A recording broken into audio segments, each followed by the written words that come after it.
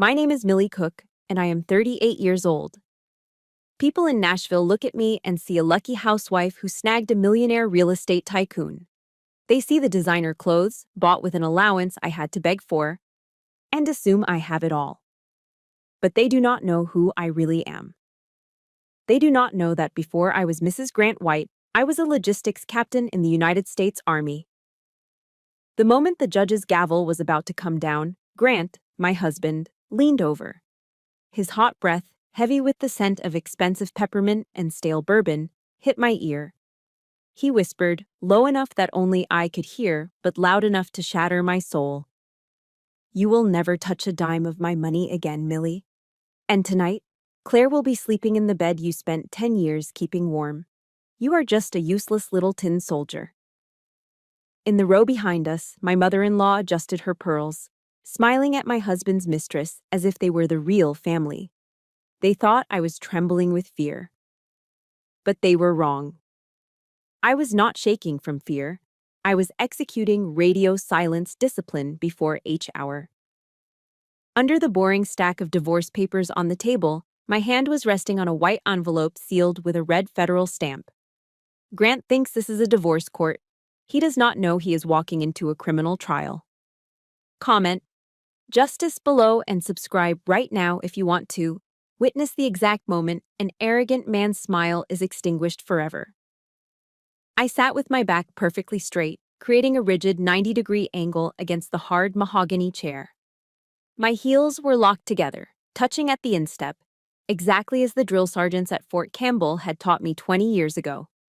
I was wearing a cheap, off-the-rack gray suit from a department store clearance rack, but in my mind, I was in full dress uniform. The federal courtroom in Nashville was freezing, the kind of artificial chill that seeps into your bones, but it was not nearly as cold as the look Judge Eleanor Green gave me. She peered over her spectacles, listening to Grant's lawyer, a man with a thick southern drawl and a suit that cost more than my father's car. "Your Honor," the lawyer droned on, pacing theatrically before the bench. "My client, Mr. White, is the sole economic pillar of this family. Miss Cook here has been unemployed for 5 years. She has contributed absolutely nothing to the household finances. She is, for lack of a better word, a dependent, a parasite on my client's hard-earned success." Parasite. The word hung in the sterile air like smoke. Useless. Leech. I looked down at my hands, resting calmly on the table. They were red and rough from scrubbing floors and gardening without gloves, because Grant refused to pay for a landscaping service. These same hands used to sign logistics orders moving tons of heavy artillery and medical supplies across hostile borders. These hands had saved lives. Now, according to the state of Tennessee, they were good for nothing but scrubbing toilets. The injustice rose in my throat like bile, hot and acidic, but I swallowed it down. In the military, emotion is a luxury. On the battlefield, panic gets you killed. I allowed myself a single tactical glance over my shoulder. The sight was a dagger aimed straight at my heart. Lydia White, my mother-in-law, sat in the front row of the gallery. This was a woman who chaired the White Hope Charity Foundation, a woman who quoted Proverbs every Sunday morning at the First Baptist Church. Yet here she was, gently patting the hand of Claire Davis, my husband's 24-year-old assistant. They were whispering to each other, giggling softly behind their manicured hands as if they were watching a romantic comedy, not the legal dismantling of a 10-year marriage. Then I saw it. The dress. Claire was wearing a slip dress made of deep crimson silk. My breath hitched in my chest for a fraction of a second. 6 months ago, I had touched that exact dress in a boutique window downtown. I had asked Grant for it. He had laughed, telling me it was far too extravagant for someone who doesn't bring in a paycheck. "Maybe next year, Millie, if you learn to budget the grocery money better," he had said. Now, that silk was draped over the body of the woman destroying my home. My husband's money, our money, was quite literally wrapping her in luxury while I sat here in polyester. Their audacity wasn't just immoral, it was a declaration of war. It was a clear signal that in the hierarchy of the White family, the mistress outranked the wife. Suddenly, a shadow fell over me. Grant shifted in his seat, invading my personal space. The smell hit me first. Creed Aventus. It was an aggressive, musky scent with notes of pineapple and birch. It used to be the smell of the man I loved. Now it smelled like betrayal and arrogance. He did not look at me. His eyes remained fixed on the judge, playing the role of the grieving, burdened husband perfectly.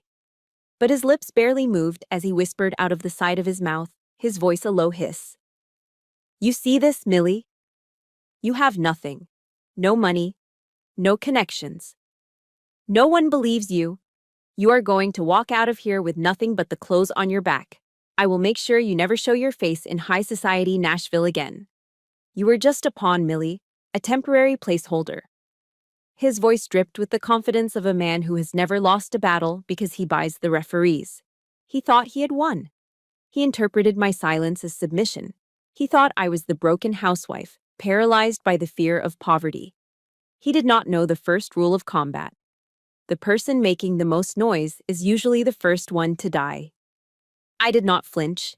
I did not turn to slap him, though every nerve in my body screamed for it. I simply shifted my hand, moving it 2 inches to the right until my fingertips rested on the cool surface of a white A4-sized envelope sitting on the table. It looked innocent, just a packet of paper. But inside that envelope was not a plea for alimony. It was the product of 60 sleepless nights. It contained bank statements from offshore accounts Grant thought were hidden. It held transcripts of voice recordings captured in the dead of night. It held grainy photographs taken through the crack of a study door. My heart hammered against my ribs. Thump, thump, thump, thump.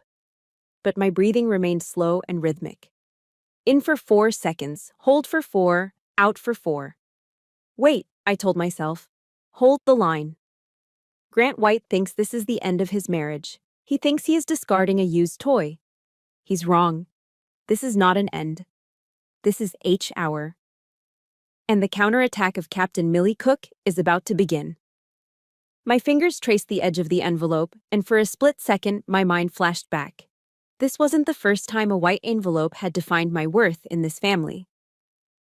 I remembered another envelope, 5 years ago, on a day that was supposed to be a celebration. That was the day the soldier in me was put to sleep, and the prisoner was born. My fingertips brushed against the cold, smooth paper of the white envelope on the courtroom table. The sensation sent a jolt of electricity straight to the base of my skull, dragging me back in time. This was not the first time a white envelope had determined my fate. I was suddenly no longer in a federal courtroom. I was back in the suffocating humidity of a Nashville summer 5 years ago. That was the year I made the biggest tactical error of my life. I surrendered. 5 years ago, I was Captain Millie Cook. I was stationed at Fort Campbell, commanding a logistics unit of 120 soldiers. I was respected. I was powerful. But Grant White, with his charming southern drawl and his promises of a soft life, had disarmed me more effectively than any enemy combatant.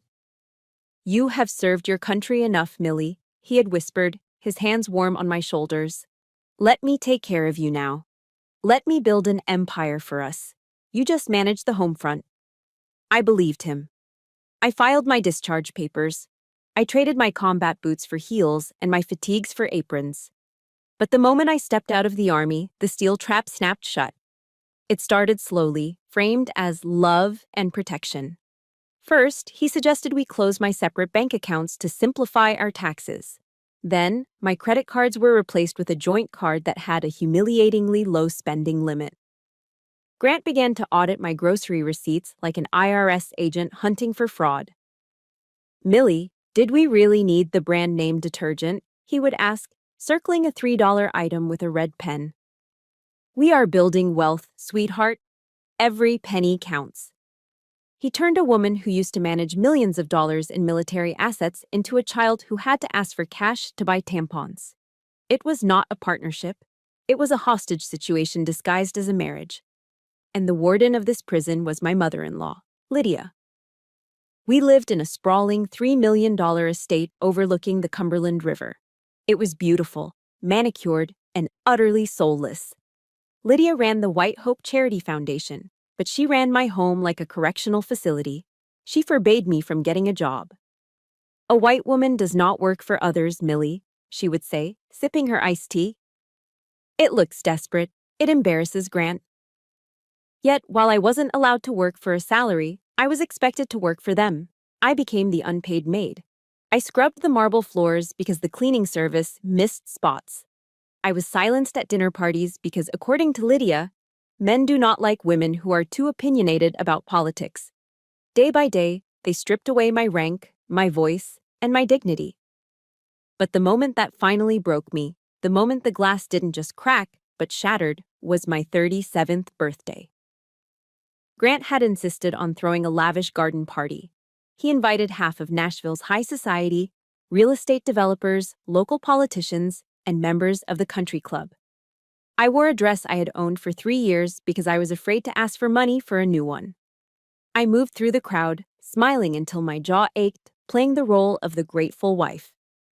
When it was time for gifts, Lydia took the microphone on the patio stage. She gave a speech about family values and devotion, her voice dripping with that fake, sugary southern sweetness that masks pure venom. And for our dear Millie, she announced, her voice booming over the speakers. A little something practical for our devoted homemaker. She handed me a thin white envelope in front of 50 guests. My hands trembled as I opened it. I pulled out a plastic card. It was a gift card to Target. I looked at the amount written in Sharpie on the back. $25. I thought it would be useful, dear, Lydia said loudly into the microphone, beaming. You can pick up some nice soap, or perhaps some paper towels for the kitchen. A ripple of laughter went through the crowd. It wasn't warm laughter, it was mocking. $25. That was the value they placed on my dignity. That was the price tag of my self-worth in the white family. I stood there, clutching that plastic card, burning with a humiliation so hot it felt like a sunburn. If you have ever been made to feel small by the people who were supposed to love you, please hit the like button and comment, I am worthy, below. Let's show the world that our value is not decided by others. I forced a smile, excused myself, and walked toward the house, desperate for air. But I didn't go inside. I stopped near the heavy velvet curtains of the sunroom, intending to hide. That was when I saw them through the glass doors. Grant was standing in the shadows of the rose garden. He was not alone. He was with Claire, the 22-year-old girl he had introduced that morning as his new executive assistant. I watched, frozen, as Grant pulled a small black velvet box from his jacket pocket. It wasn't a Target gift card. He opened it to reveal a Cartier love bracelet, gold, studded with diamonds. I knew exactly how much that bracelet cost, because I had looked at it in magazines for years. $5,000. He fastened it onto Claire's wrist with a gentleness he hadn't shown me in years. He kissed the inside of her wrist, looking at her with a mix of hunger and reverence. Happy birthday, baby, I heard him murmur through the open window. Thank you for making me feel alive again. The math was simple, brutal, and undeniable. $25 for the wife who scrubbed his floors and kept his secrets. $5,000 for the girl who warmed his bed on business trips. In that dark corner behind the curtains, something inside me died. The submissive, frightened housewife took her last breath. But as I watched the diamonds sparkle on the wrist of the other woman, something else woke up. A dormant part of my brain, trained in strategy and warfare, flickered back to life. My breathing shifted. My tears stopped instantly. My posture straightened. I was no longer a victim. I was an operative behind enemy lines. Target identification. Grant White, my mind whispered. Status, hostile. I slipped the Target gift card into my pocket. I would use it. But not for paper towels. I would use it to buy the first supply of notebooks I needed to document his downfall. The opportunity for a counterstrike did not arrive with a bang, but with the heavy thud of a leather briefcase hitting the floor. It was a Tuesday night, shortly after 2 a.m. Grant stumbled through the front door, reeking of expensive scotch and cigar smoke. He had been at a fundraising gala for a local senator, or so he claimed. In reality, his shirt was unbuttoned at the collar, and there was a faint smear of lipstick on his neck that certainly did not belong to me. He didn't even make it to the bedroom. He collapsed onto the living room sofa, snoring within seconds. In the military, we call this a catastrophic security breach. I stood at the top of the stairs, watching him. My heart was not racing with heartbreak anymore. It was beating with the steady rhythm of a predator spotting wounded prey. I descended the stairs silently, my bare feet making no sound on the hardwood. I approached the target. Grant was out cold. His briefcase, usually locked and guarded like the nuclear football, was lying open on the rug where it had fallen. I held my breath and knelt. My hands moved with practiced precision. I didn't rummage. I surgically extracted a stack of papers that had slid halfway out. Most were boring construction permits, but near the bottom, I found a bank statement. It wasn't from his usual bank in Nashville. It was from a bank in the Cayman Islands. My eyes scanned the lines in the dim moonlight. One transfer stood out. $180,000. Sent to Haven Sun Holdings, Panama City. Panama. Grant was a local developer. He built strip malls in Tennessee and condos in Kentucky. Why was he funneling nearly $200,000 into a shell company in a tax haven known for money laundering? My blood ran hot, but my hands stayed cold. This wasn't just tax evasion. This was something darker. I pulled out my phone, snapped 3 clear photos of the document, and slid it back exactly where I found it. The next morning, I initiated reconnaissance by fire. This is a tactic where you fire at a likely enemy position just to see if they shoot back, revealing their location. Grant was sitting at the kitchen island, nursing a black coffee and a hangover. I walked in, holding the same bank statement, which I had printed out a copy of and accidentally left on the counter. "Honey," I said, my voice dripping with innocent curiosity. "I found this paper on the floor last night. Is Haven Sun a new vacation resort you are building? Why is the address in Panama?" Grant froze. The coffee cup stopped halfway to his mouth. For a split second, I saw pure panic in his eyes. Then, the mask slammed back into place. He snatched the paper from my hand and crumpled it into a ball. He laughed, a short, condescending sound that was meant to make me feel small. "Millie, please," he sneered, shaking his head. "Don't try to read financial documents. You will just hurt your pretty little head. This is complex international financing for raw materials. It is tax optimization, not a resort." He stood up, towering over me, using his height to intimidate. "You stick to making the grocery list and keeping the house clean. Leave the thinking to the men who actually make the money. Now, make me some eggs." He dismissed me. He thought he had crushed my curiosity with his arrogance. Fatal error, I thought as I cracked eggs into the skillet. He thinks I am stupid. That is his weakness. By dismissing me, he gave me permission to be invisible. And invisible is exactly what a spy needs to be. Saturday arrived. The weather was perfect for golf, which meant Grant would be at the Belle Meade Country Club for at least 4 hours. It was time to infiltrate the Red Zone, his home office. Grant had a strict rule. I was never allowed in his office. He claimed it was because he handled sensitive client data. I stood before the heavy oak door. It was unlocked, another sign of his arrogance. He didn't lock the door because he didn't fear me. I slipped inside and sat at his desk. His computer was asleep. I woke it up. A password prompt appeared. I cracked my knuckles. In the Army, we learned that people are creatures of habit.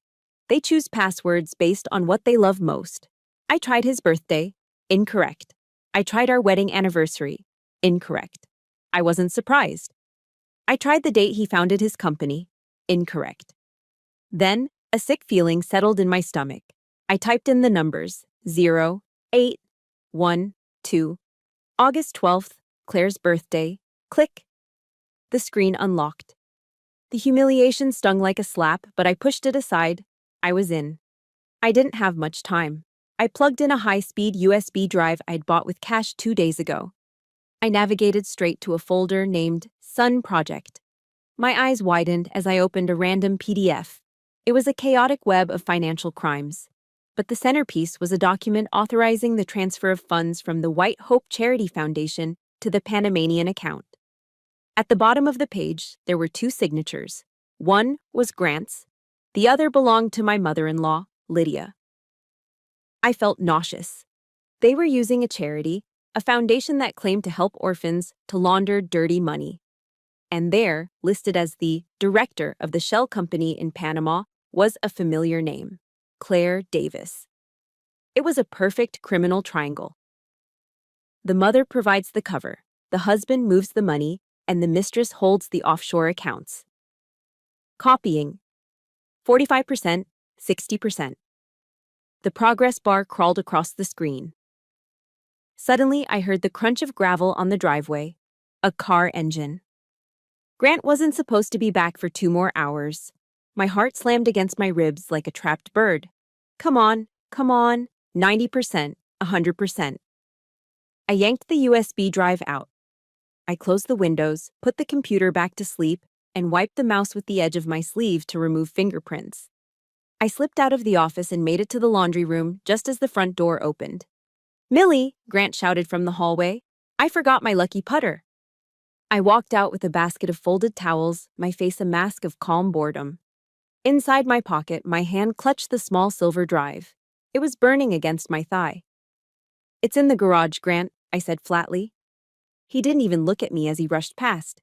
He had no idea. He thought he was just grabbing a golf club. He didn't know that his wife, the woman he told to stick to grocery lists, had just seized the key to his prison cell. The cell phone in my purse felt like a radioactive isotope. I knew Grant had installed tracking software on it months ago under the guise of family safety, but I now understood it for what it was, a digital leash. I could not use it. Not for this. I drove my beat-up sedan to the outskirts of town, parking at a dilapidated gas station off the interstate. I pulled a baseball cap low over my eyes, shielding my face from the security cameras that buzzed overhead. My hands dug into my pocket, retrieving a handful of quarters I'd been hoarding from the grocery change. The payphone was grimy, smelling of stale tobacco and gasoline. I dropped the coins into the slot, clink, clink, clink, and dialed a number I had memorized 10 years ago. "Special Agent Pierce," a deep voice answered on the second ring. "Marlon," I said, my voice steady despite the adrenaline coursing through my veins. "It is Captain Cook." There was a pause. A heavy silence hung on the line for a heartbeat, then 2. Marlon Pierce had been a 22-year-old sergeant under my command in Afghanistan. I had written his recommendation letter for the FBI Academy myself. He was one of the few men I knew who understood the meaning of honor. "Captain," his voice shifted instantly from bureaucratic detachment to sharp alertness. "It has been a long time. Is everything all right? I need a meeting, off the record, immediately." "Name the place," he said without hesitation. "The parking lot of the Starlight Diner on Route 41, 2300 hours. I will be there." The rain in Nashville that night was relentless. It battered the windshield of my car, blurring the neon lights of the diner into streaks of red and blue. At exactly 11 o'clock at night, a nondescript black sedan pulled up beside me. The window rolled down. Marlon was older now, the lines around his eyes deeper, but the intelligence in his gaze was exactly as I remembered. I stepped out of my car and into his. The interior smelled of coffee and old leather. I didn't waste time with pleasantries. I reached into my jacket and pulled out the silver USB drive. It felt heavy in my palm, heavier than its physical weight should allow. "Grant thinks he's just hiding assets from a divorce," I said quietly. But I found this. Marlon took the drive and plugged it into a ruggedized laptop. The screen flickered to life, casting a blue glow over his face. I watched him read. For 5 minutes, the only sound was the rhythmic drumming of rain on the roof and the clicking of his keyboard. His expression hardened. He took off his wire-rimmed glasses and rubbed the bridge of his nose. When he looked at me, there was no pity in his eyes, only a grim professional respect. "Millie," he said, dropping the formalities, "do you have any idea what you are holding?" "Tax evasion?" I guessed. "This is not just tax evasion," Marlon said, turning the screen toward me. He pointed to a series of transfers routed through Panama to Mexico. "These shell companies? They are known fronts for the Sinaloa cartel. Grant is not just hiding money, he's washing it. Your husband is laundering millions of dollars for drug traffickers through his real estate developments." The air left my lungs. I thought Grant was a greedy, arrogant cheat. I didn't know he was a monster. If the Bureau moves on this now, Marlon continued, his voice low and urgent, Grant goes down. But so do you. Your name is on the joint tax returns. Without proof that you were unaware, the federal prosecutor will view you as a co-conspirator. You are looking at 15 to 20 years in federal prison. I stared at the rain sliding down the window. 15 years. Ethan would be grown by the time I got out. He would grow up thinking his mother was a criminal. I have two options for you, Marlon said, reaching into his glove box. Option 1, you walk away now, stay silent, and pray we don't catch you when we raid the house in 6 months. Option 2, you become a confidential informant. You work for us. He opened a small black case. Inside lay a pen. It looked like a standard, expensive ballpoint pen, the kind real estate agents use to sign contracts. It has a microphone and a camera with a 12-hour battery life, Marlon explained. If you agree, you wear this. You get him to talk. You get him to admit that you knew nothing about the laundering. You get him to name the partners. If you do that, I can get you a full immunity deal. You and your son keep the house, the clean assets, and your freedom. But, he added, locking eyes with me, I have to warn you, Captain. If he finds this device, we are 20 minutes away. We cannot save you instantly. You will be alone in that house with a man who is in bed with killers. I thought of Ethan. I thought of his innocent face sleeping in his room, completely unaware that his father's luxury was built on blood. Grant was already poisoning Ethan's mind against me. If I went to prison, Grant would win. He would mold my son into a second version of himself. I could not let that happen. The fear was there, cold and sharp in my stomach. But beneath the fear was something familiar. It was the icy resolve of a soldier accepting a mission. I was not just a housewife anymore. I was the last line of defense for my son. I will do it, I said, my voice cutting through the hum of the car's heater. Marlon nodded slowly. He handed me the pen. Welcome back to the fight, Captain. I took the pen. I clipped it onto the lapel of my coat. It felt significant, a tangible weight against my chest. It was heavier than the M4 carbine rifle I used to carry in the desert. That rifle protected my country. This pen protected my son. I opened the car door and stepped back out into the pouring rain. I was walking back into the lion's den, unarmed and outnumbered. But for the first time in 5 years, I was not afraid. I had a mission. And Grant White had no idea that the spy who would bring down his empire was sleeping in his guest bedroom. My home was no longer a sanctuary. It was a minefield, and I was walking through it without a map. For the next 3 weeks, I lived with a loaded weapon clipped to my chest. It wasn't a gun, but the sleek, black ballpoint pen Marlon had given me. I wore it everywhere. I clipped it to my apron while I cooked, to my blouse while I vacuumed, and to my pajamas when I sat on the couch in the evenings. Every moment was a test of nerves. Every time Grant walked into a room, my heart would hammer against my ribs, terrified that the tiny invisible indicator light might blink, or that he would notice the lens that was smaller than a pinhead. Grant was becoming paranoid. He could sense a shift in the air, even if he couldn't pinpoint the source. He started coming home at odd hours, testing me. One Tuesday afternoon, while I was chopping onions for a pot roast, he appeared silently in the kitchen doorway. "Who are you talking to?" he asked, his voice low and suspicious. I hadn't heard him come in. My hand froze for a fraction of a second, the knife hovering over a slice of white onion. I forced my muscles to relax. I resumed chopping, thud, thud, thud, with a steady rhythmic cadence. "Just my mother, Grant," I said, not turning around. "Her sciatica is acting up again. She needs money for medication." "Tell her to get on Medicare," he scoffed, walking to the fridge to grab a beer. "I'm not a charity." I exhaled slowly. The lie had worked, but the pressure was suffocating. 2 days later, the stakes got higher.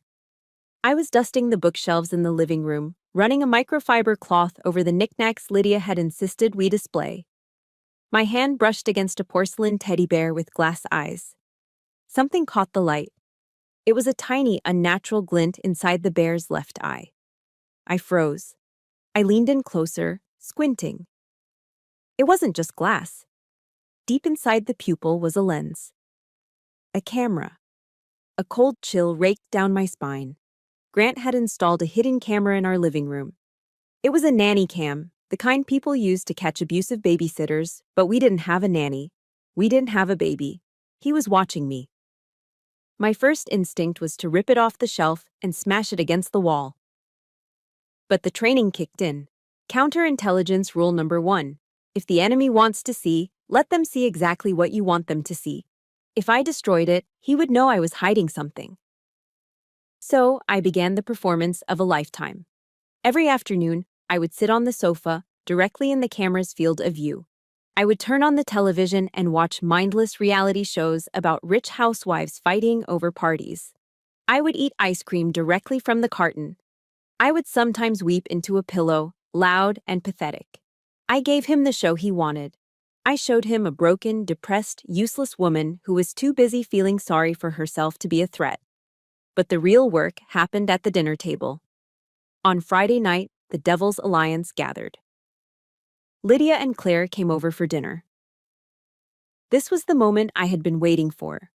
I pinned the pen to the collar of my black dress, double-checked that it was recording, and stepped into the dining room. I served them perfectly seared ribeye steaks and poured expensive Cabernet Sauvignon, acting more like a waitress than the lady of the house. As the wine flowed, so did their tongues. Grant was in a celebratory mood. The new zoning permits for the riverfront project came through, Grant boasted, swirling his wine glass. It is going to be the perfect washing machine. By the time the IRS looks at the books, the cash from our friends south of the border will be cleaner than this tablecloth. My heart skipped a beat. Got you. He had just admitted to money laundering on tape. Claire giggled, touching his arm. And I will be the director of operations, right, baby? Just like we planned? Of course, Grant grinned, his eyes glassy with alcohol. You are the face of the operation, Claire. Beauty and brains. Lydia cut into her steak, chewing slowly. She looked at me standing by the sideboard with a pitcher of water. Well, at least someone in this family is useful, she sneered. Unlike Millie, look at her, standing there like a statue. It is embarrassing, Grant. I don't know why you haven't kicked her to the curb yet. Soon, Mother, Grant promised, once the assets are transferred. The pen recorded every word, every insult, every confession. They were digging their own graves with their mouths.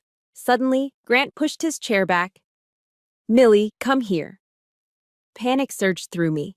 Did he see the light? Did he suspect? I walked over to him, my legs feeling like lead. He reached out and yanked me onto his lap. His hand slid up my chest, his fingers brushing against the fabric of my dress, inches away from the pen. My breath stopped.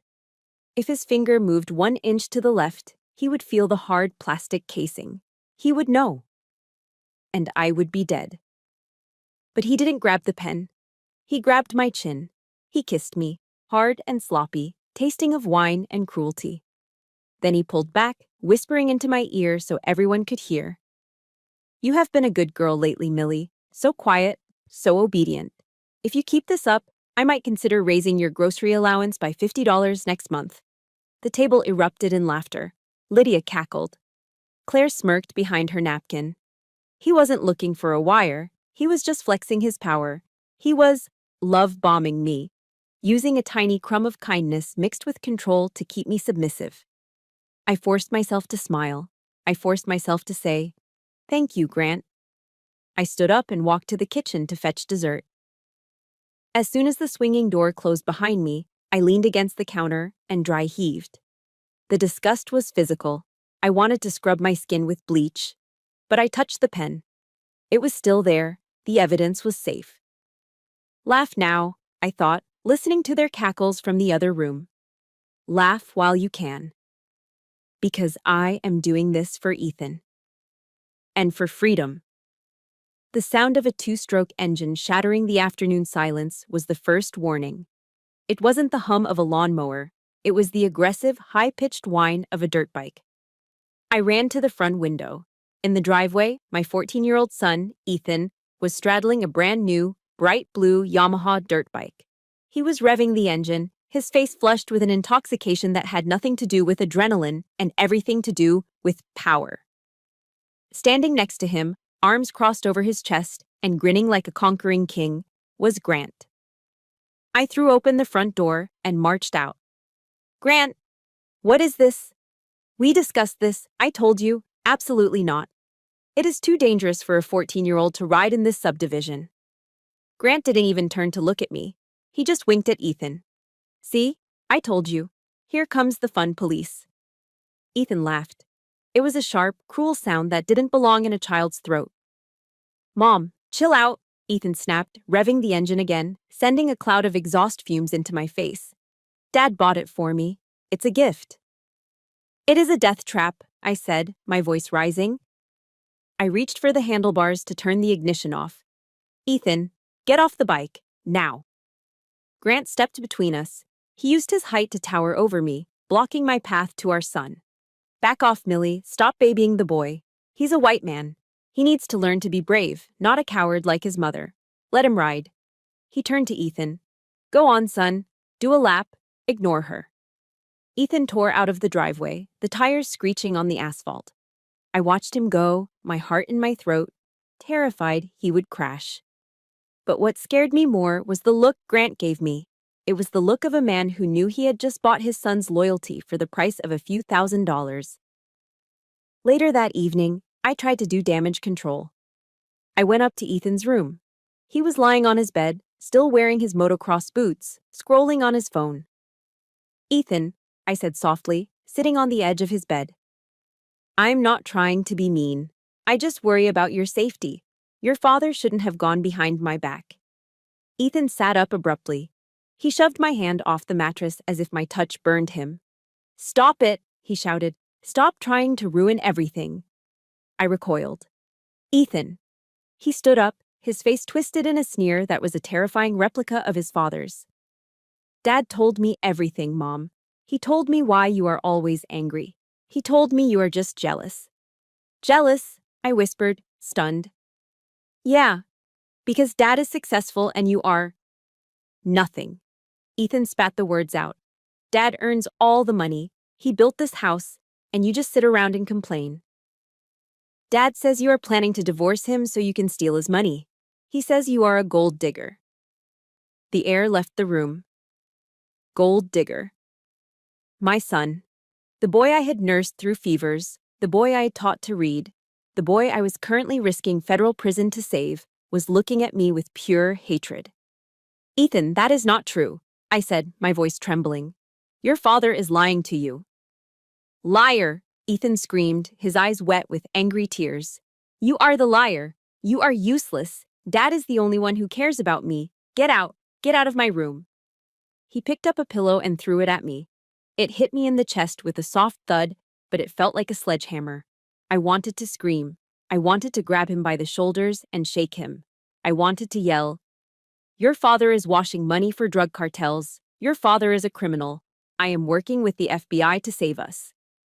But I couldn't. I had signed the agreement. I was under strict orders from Agent Pierce. If I blew my cover, Grant would destroy the evidence, flee the country, or worse, he might hurt Ethan to silence me. I had to swallow the poison. I had to let my son believe I was the villain so that I could be his savior. I backed out of the room, closing the door as Ethan cranked up his music to drown me out. I walked down the hall to the master bedroom, past Grant, who was sitting in his armchair reading the Wall Street Journal. He didn't look up, but I saw the smirk playing on his lips. He heard the screaming. He knew he had won. I went into the master bathroom and locked the door. I turned on the shower, cranking the handle all the way to the right until the water was scalding hot. The room filled with steam. Only then, under the roar of the water, did I let myself slide down the tiled wall to the floor. I pressed my hands over my mouth to muffle the sound of my sobbing. The pain was physical. It felt as if Grant had reached into my chest and ripped my heart out, only to feed it to our son. He was turning Ethan into a monster. He was using parental alienation as a weapon of war. If you are a mother who has ever had to be the bad guy to protect your child, or if you've ever been painted as the villain while doing all the work. Please hit the like button and comment Mama Bear below. Let me know I'm not alone in this fight. I sat there for 20 minutes, letting the hot water run, letting the steam hide my tears. But as the tears dried, something else took their place. I stood up and wiped the condensation off the mirror. My eyes were red and swollen, but the woman staring back at me was not broken. She was furious. Grant White had made a fatal mistake. He thought that by turning Ethan against me, he would break my spirit. He didn't understand a mother's love. He didn't understand that I would walk through hell to save my son, even if I had to burn Grant's empire to the ground to do it. No, I whispered to my reflection. I will not let you take him. You can have the money. You can have the house. But you will not have his soul. I reached into my robe pocket and pulled out the black pen. I unscrewed the bottom half, revealing the tiny data port. Tonight, I wouldn't just record a conversation. Tonight, I was going to plant the final piece of evidence that Marlon needed to get the arrest warrant. Grant wanted a war. He just drafted a soldier who had nothing left to lose. In the world of high-stakes crime, it is rarely the masterminds who bring the whole house of cards down. It is usually the intern, or, in my husband's case, the mistress. Grant had made a classic tactical error born of arrogance. He didn't trust professional accountants with the true depths of his illegal activities because he feared blackmail. Instead, he trusted Claire. He believed that because she was sleeping with him, she was loyal. And he believed that because she was young and eager, she was competent. He was wrong on both counts. Claire was pretty, yes, but she was also the kind of person who used password 123 for her login credentials. It happened on a Tuesday morning. I was in the kitchen, sipping lukewarm coffee and logging into the joint family email account on my iPad. This account was usually a graveyard of utility bills, country club newsletters, and spam from luxury car dealerships. Grant assumed I only checked it to pay the electric bill. But that morning, a new message popped up in the inbox. Sender, Claire Davis. Subject, VIP client list. October updates. Attachment, Sun Project, Geist Ledger, final.xclsc cells. My heart stopped. Why would Claire send this to the family email? Then I saw the recipient line, and I understood. She had meant to send it to the accountant. But the email software's autofill feature had done its job too well. It saw AC and automatically populated account home instead of accountant firm. And Claire, in her haste or laziness, had hit send without checking. My hands trembled, not with fear, but with the rush of striking gold. I opened the attachment. It wasn't just a list of shell companies, it was the Holy Grail. It was a ledger containing the real names of every investor laundering money through Grant's developments. I recognized names from the news, local politicians, construction magnates, and several names that sounded distinctly like members of the Sinaloa cartel. This was the smoking gun. This was the piece of evidence that linked the money directly to the criminals. I plugged my USB drive into the iPad adapter and downloaded the file. I saved it, encrypted it, and backed it up to a secure cloud server Marlon had set up for me. Then, I faced a choice. The safe move would be to delete the email from the inbox and pretend I never saw it. That would keep my cover intact. But I was done playing safe. I was angry. And I needed them to panic. Panic makes people sloppy. I left the email in the inbox, and I marked it as read. That afternoon, the sun was blazing over Nashville. I walked out to the backyard patio. Claire was there, lounging by the pool in a tiny white bikini, sipping a mimosa. She was wearing sunglasses that cost more than my first car, scrolling through Instagram, completely oblivious to the fact that she had just signed her own death warrant. I walked over and stood directly in front of her, casting a long dark shadow over her tanning session. She lowered her sunglasses, squinting up at me with annoyance. "Can you move, Millie? You are blocking my sun." I didn't move. I looked down at her with a calm, terrifying pity. "That is a lovely bikini, Claire," I said, my voice smooth as silk. "Enjoy the sun while you can. The yard time in federal prison is only 1 hour a day." She sat up, frowning. Excuse me? What is that supposed to mean? It means you should really check your sent folder, I said, leaning in closer so she could see the cold fire in my eyes. And you should probably learn the difference between accountant and home account before you hit send next time. Her face went pale. The blood drained from her cheeks so fast she looked like a ghost. Oh, and Claire? I added, turning to walk away. The federal sentencing guidelines for conspiracy to commit money laundering carry a mandatory minimum of 10 to 20 years. I hope you look good in orange. I heard the glass shatter behind me. She had dropped her mimosa on the concrete. Grant, she screamed, her voice shrill with terror. Grant, pick up the phone. I walked back into the house, my heart rate steady. The psychological operation, PSYOPS, was a success. I went to the kitchen, poured myself a glass of water, and waited. 20 minutes later, Grant's Mercedes screeched into the driveway. He burst through the door, his face purple with rage and fear. Lydia followed him, looking equally terrified. You idiot! Grant was screaming at Claire, who was sobbing on the patio. How could you be so stupid? Did she see it? Did she download it? I don't know, Claire wailed. She said something about federal prison.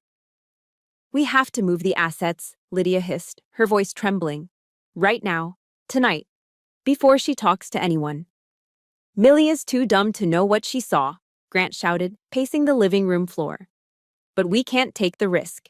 Call the banker in the Caymans. Tell him to liquidate the Sun accounts. Transfer everything to the crypto wallets. Do it now. I stood in the hallway, unseen, polishing a mirror. The black pen clipped to my blouse was recording every scream, every frantic phone call, and every authorization code they shouted into their phones. By trying to hide the crime, they were creating a fresh trail of evidence. They were documenting their own intent to obstruct justice. Grant thought I was the dumb wife upstairs. He didn't know that every word he spoke was tightening the noose around his own neck. He was digging his own grave with a golden shovel, and I was just there to watch the dirt fall. We were back in the present moment, frozen in the sterile chill of the federal courtroom. The air smelled of floor wax and the stale bourbon on my husband's breath. Grant leaned back in his chair, adjusting his silk tie with a smug satisfaction, already mentally spending the money he believed he had successfully hidden from me. Judge Eleanor Green raised her gavel. The wood hung suspended in the air for a fraction of a second, poised to finalize the divorce decree that would leave me destitute and Grant victorious. Grant smirked at Claire in the gallery, winking at her. They were already celebrating. Your Honor! The voice cut through the silence like a whip crack. It was Mr. Howell, my attorney. He stood up, buttoning his jacket with slow, deliberate movements. If it pleases the court, my client wishes to submit new evidence into the record. Evidence that is material to the financial standing of Mr. White. Grant let out a loud, incredulous laugh. He shook his head, looking at the judge with mock exhaustion. Oh, come on, what is it this time? Did she find an old grocery receipt for milk? Is she asking to be reimbursed for doing the laundry? A ripple of laughter went through the courtroom. Even the court reporter cracked a smile. They all saw a desperate, grasping housewife trying to delay the inevitable. I remained silent. I did not look at Grant. I kept my eyes fixed on the bench as I slid the white envelope across the mahogany table toward the clerk, who handed it up to Judge Green. The room went quiet as Judge Green opened the seal. The sound of tearing paper was the only noise in the room. She pulled out the documents. I watched her face. At first she looked annoyed, expecting another frivolous claim. Then her eyebrows knitted together. She flipped a page, then another. Her eyes widened behind her spectacles. Her casual posture vanished, replaced by a rigid, terrifying stillness. She looked at the bank statements bearing the Panamanian seal. She looked at the photos of the ledger. She saw the transcripts of the dinner conversation where Grant admitted to washing the money. And finally, she saw the official stamp of the Federal Bureau of Investigation on the cover letter. Judge Green slowly lifted her head. Her gaze did not land on me. It landed on Grant like a judge's gavel. Mr. White, she said, her voice dropping an octave, cold and dangerous. This file has been authenticated by the FBI's Financial Crimes Division. It appears that what started as a civil divorce proceeding has just become a crime scene. The smirk vanished from Grant's face instantly. He blinked, confused. Excuse me? What are you talking about? That woman is crazy. She forged those. I don't think so, Mr. White, the judge replied, closing the file. Before Grant could open his mouth to lie again, the double doors at the back of the courtroom burst open with a deafening boom. Federal agents, nobody move! The shout echoed off the high ceilings. 10 agents in tactical gear poured into the room, their movements synchronized and lethal. They were wearing navy blue windbreakers with bold yellow letters, FBI. Leading the charge was Special Agent Marlon Pierce. He wasn't the young sergeant I'd commanded in the desert anymore. He was the hammer of the United States government. Chaos erupted. Grant White, Lydia White, Claire Davis. Marlon's voice boomed over the commotion. You are under arrest for money laundering, tax evasion, and racketeering under the RICO Act. Claire screamed, a high piercing shriek that shattered the dignity of the court. She scrambled backward, knocking over her chair, trying to hide behind a wooden pillar. I didn't do it. I was just the assistant. In the front row, Lydia gasped, clutching her pearls in a performance worthy of an Oscar, before slumping sideways onto the bench in a theatrical faint. No one moved to help her. Grant stood up, his face turning a violent shade of purple. He looked from the agents to the judge, and finally, his wild eyes landed on me. Realization hit him like a freight train. You! He roared, spit flying from his mouth. You bitch! You set me up! I am your husband. I own you. I fed you. He lunged toward me, his hands curled into fists. He never made it. 2 agents tackled him from the side, hitting him with the force of a linebacker. Grant hit the floor hard. Thud, his face pressed against the cold wood. Federal agents, stop resisting! An agent shouted, wrenching Grant's arms behind his back. The room was a whirlwind of shouting, crying, and the metallic click-click-click of handcuffs being secured. But in the center of the storm, I stood perfectly still. I was the eye of the hurricane. I slowly stood up and walked around the table. I stopped inches from where Grant lay pinned to the floor, panting and struggling like a trapped animal. He looked up at me. The arrogance was gone. The cruelty was gone. All that was left was fear, pure, naked fear. I leaned down, close enough that he could see the resolve in my eyes, but far enough that he couldn't touch me. You didn't feed me, Grant, I whispered, my voice cutting through the noise. You starved me. You imprisoned me. I straightened up, towering over him for the first time in our marriage. And today, I said, loud enough for Claire to hear as she was being dragged out in cuffs, I am liberating myself. Oh, and Grant? Claire can keep the bed. I will sleep much better in a house that doesn't have you in it. Marlon looked at me and gave a sharp nod. He hauled Grant to his feet. Get him out of here, Marlon ordered. As they dragged Grant away, he looked back at me one last time, his eyes wide with disbelief. He had underestimated the useless housewife. He had forgotten that before I was his wife, I was a soldier, and soldiers know how to win wars. The heavy doors swung shut behind him, cutting off his screams. The silence that followed was heavy, but it wasn't oppressive. It was the silence of victory. The empire of the White family had crumbled, and all it took was one woman with a plan and the courage to execute it.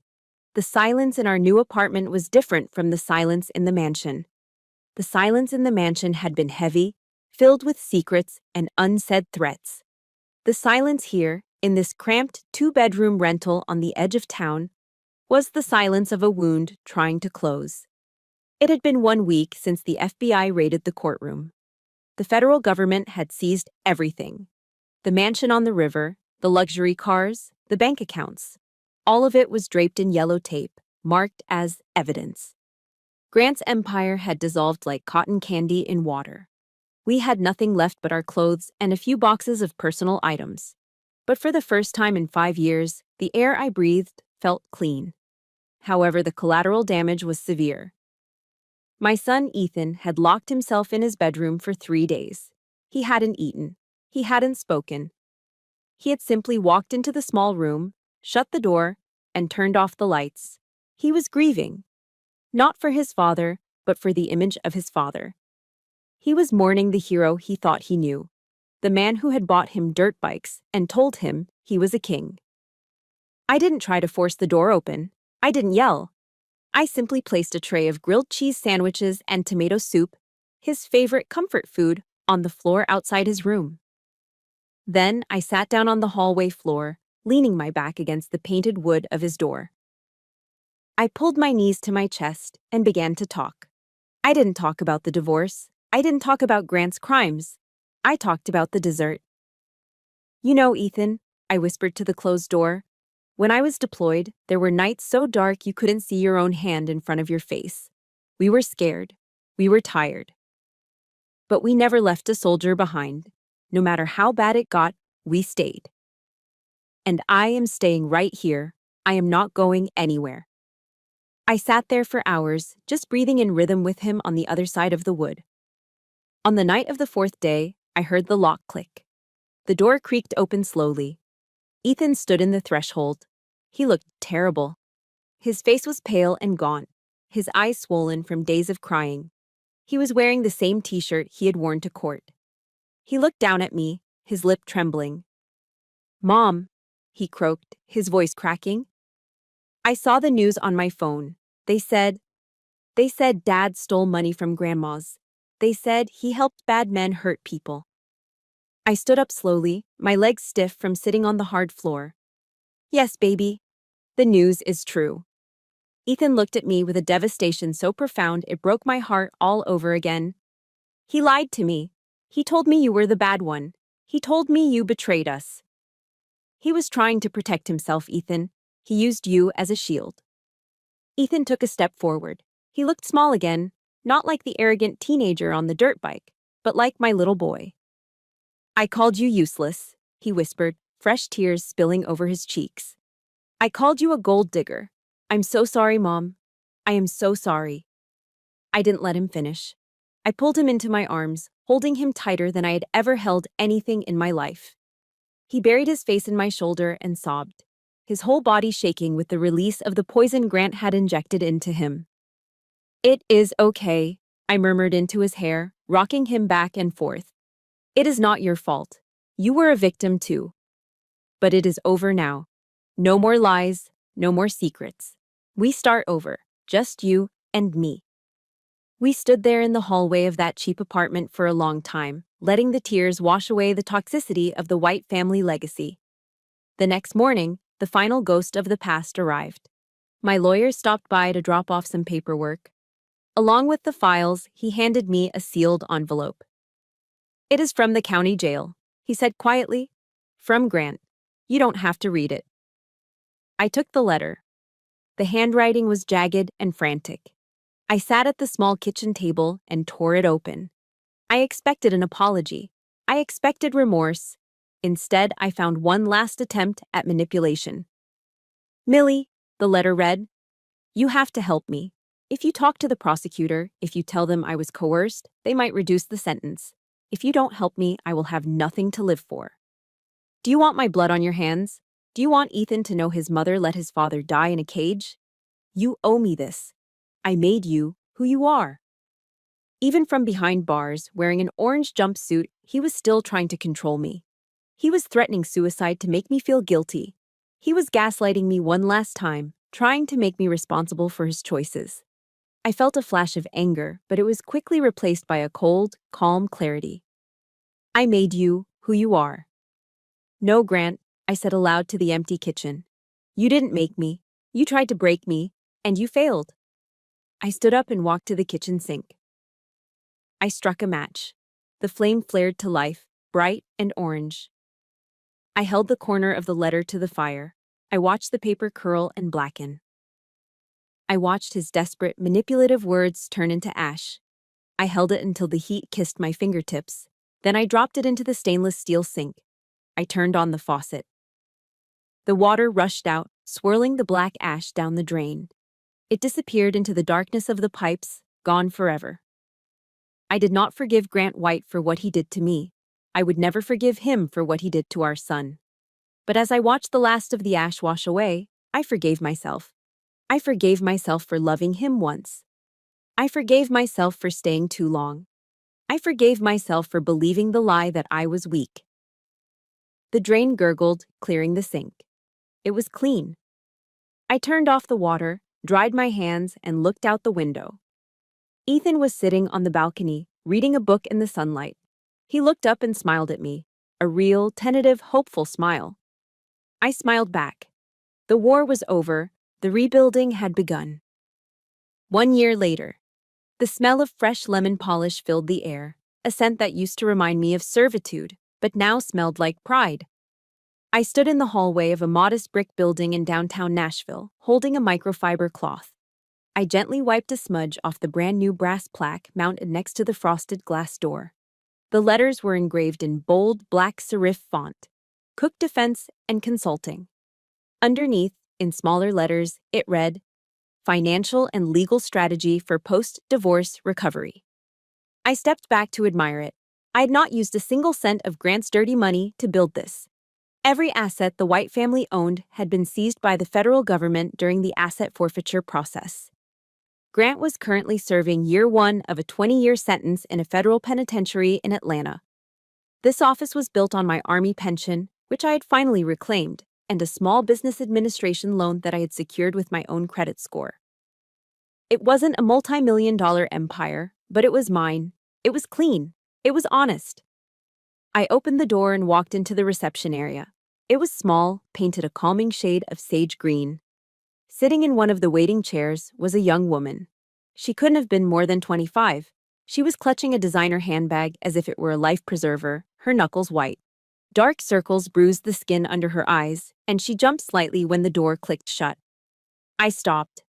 For a heartbeat, I didn't see a stranger. I saw myself, sitting in that courtroom 1 year ago, terrified and isolated. I saw the same tremor in her hands, the same look of a woman who had been told she was useless so many times she had started to believe it. I didn't walk behind my desk to create distance. I walked straight over to her and sat in the chair opposite hers. Mrs. Reynolds, I asked softly. She nodded, tears instantly welling up in her eyes. I don't have access to the accounts, she stammered, rehearsing the apology she probably gave her husband every day. He says I'm bad with numbers. He says if I leave, he will crush me. I reached out and placed my hand over hers. My grip was firm, transmitting the strength she didn't know she had. Look at me, I said, dropping my voice to the command tone I used to use in the barracks. You are not bad with numbers. You are being gaslighted, and you are not alone anymore. She looked up, startled by the certainty in my voice. I was where you are, I told her. I know the script he is using because I lived it, but we are going to rewrite it. You are a warrior, Mrs. Reynolds. You have just forgotten how to use your weapon. We are going to find it together. A flicker of hope ignited in her eyes. A tiny spark, but it was enough to start a fire. That look was better than any paycheck. That was my legacy. I wasn't just surviving, I was building an army of women who would never be victims again. Later that afternoon, the office door swung open again. Special delivery, a voice called out. Ethan walked in, dropping his backpack on the sofa. At 15, he had shot up 3 inches. The baby fat was gone from his face, replaced by a jawline that was becoming defined. But the biggest change wasn't physical. It was in his eyes. The entitlement was gone, replaced by a quiet maturity. He wasn't wearing designer sneakers. He was wearing work boots, scuffed at the toes. Hey, Mom, he said, moving to the filing cabinet. I finished my homework. Do you want me to organize the new client files?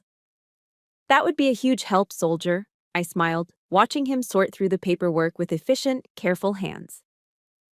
He wasn't asking for a dirt bike. He wasn't demanding an allowance.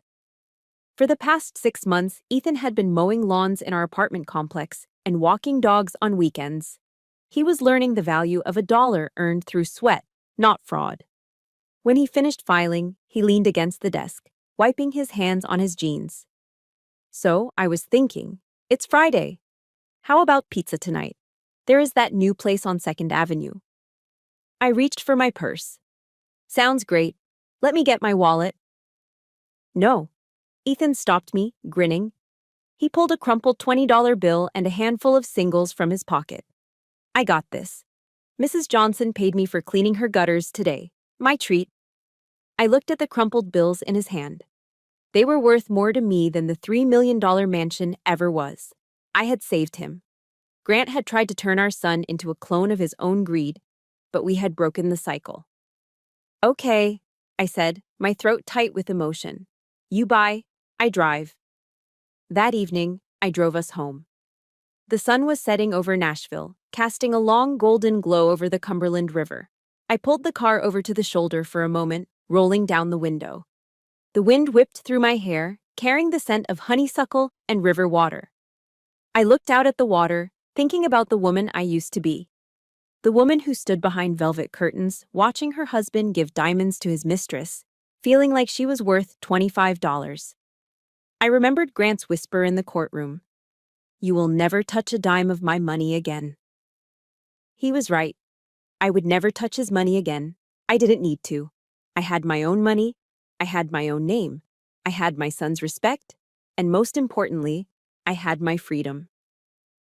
I took a deep breath, filling my lungs with the sweet air of a life I'd built with my own 2 hands. The campaign was over. The enemy was defeated. And for Captain Millie Cook, life was just beginning. I put the car in gear and drove toward the horizon, not looking back. Before I sign off, I want to leave you with one crucial thought. For years, I believed the lie that my value was tied to my husband's approval and his bank account.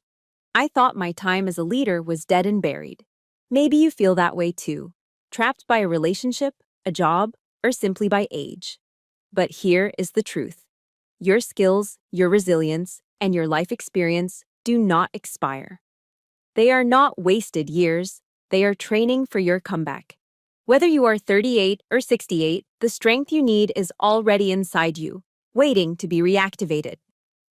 Never let anyone convince you that you are too old or too broken to write a new chapter. You are your own rescue team. Now, I want to hear from you. Did you feel that rush of absolute satisfaction when the handcuffs finally clicked on Grant's wrists? If my story ignited a spark in you, please hit the like button right now. It helps more women find this message of hope. And if you are ready for more stories about justice, resilience, and turning the tables on those who underestimate us, make sure you subscribe to the channel and turn on notifications. Tell me in the comments below. What is one difficult thing you have survived that made you stronger? I want to read your stories. Let's build a community of survivors right here.